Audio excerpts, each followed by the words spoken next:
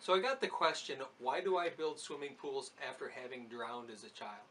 Which is really interesting because you look at life and you look at life's experience.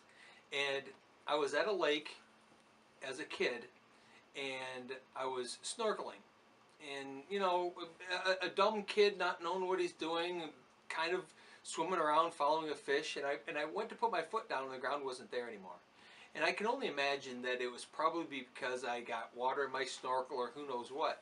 Well, I panicked and I drowned. And I was probably underwater for 5 minutes or thereabouts. So I always tell the story as if it's less than six. So anywhere over 6 minutes, especially as a kid, the chances of survival are pretty small. And I roll up.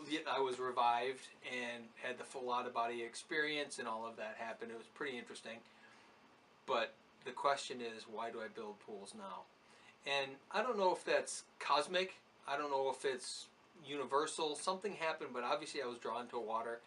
And I had decided after that happened that I wouldn't be afraid.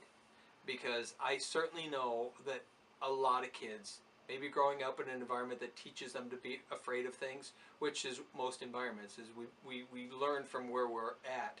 And a lot of kids learn to be afraid of things when things happen like that. And I was brought up in a nurturing environment that said, overcome that fear.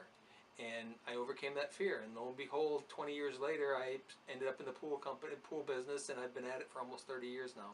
So it's kind of interesting how I could start with something that could have been so traumatic and negative that could have negatively influenced my life, and yet it's become my life.